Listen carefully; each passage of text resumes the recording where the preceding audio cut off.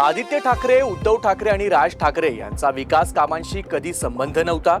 भावनिक राजकारण करून त्यांनी आतापर्यंत विजय मिळवला अशी बोचरी टीका महसूल मंत्री चंद्रशेखर बावनकुळेंनी केली आहे. मुंबई शहराचा शिल्पकार कोण आहे असं टॅक्सी चालकाला विचारलं तरी तो देवेंद्र फडणवीस हेच नाव सांगतो. उद्धव ठाकरे यांना 2.5 वर्ष प्रचंड विकास करण्याची संधी होती, मात्र मुख्यमंत्री असताना ते फक्त 2 वेळा मंत्रालयात आले. त्यामुळे विकास हा शब्द उद्धव ठाकरेंना लागू होत नाही असा हल्लाबोल बावनकुळेंनी केलाय.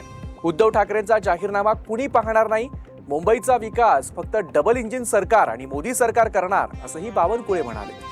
आदित्य ठाकरेजी, उद्धव ठाकरेजी, राजसाहेब ठाकरेचा विकासाचा कधीच संबंध नव्हता.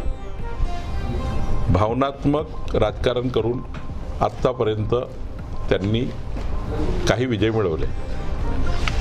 डेव्हलपमेंटचा जर विषय आला तर फक्त डी लागतो, तो देवेंद्र फडणवीसांचा. डेव्हलपमेंट म्हणजे देवेंद्र फडणवीसजी म्हणजे डेव्हलपमेंट. तिसरा कुठला डी लागत नाही. आणि त्यामुळं आता हे जे मुंबईत बदलत आहे ना, या बदललेला मुंबईचा एकमेव नेता आहे देवेंद्र फडणवीस. बेरात्री अपरात्री रस्त्यावरच्या एखाद्या कुठल्याही टॅक्सी चालकाला जरी विचारा की या मुंबई शहराच्या विकासाचा शिल्पकार कोण आहे. एकदा गडकरी साहेब होते, त्यांनी 55 उड्डाणपूल बांधले आणि आता माननीय नितीनजी आहेत, देवेंद्रजी आहेत.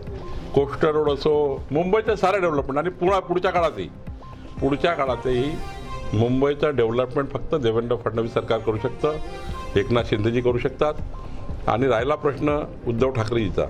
उद्धव ठाकरेजीला जर डेव्हलपमेंट आलं असतं तर 2.5 वर्ष मंत्रालयामध्ये त्यांना येऊन प्रचंड विकास करण्याची संधी होती.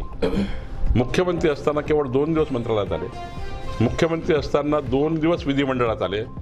मी विधिमंडळात आहे 22 वर्षापासून. 4 वेळा फक्त माननीय उद्धव ठाकरे मंत्रिमंडळात आले आणि विधिमंडळात आले.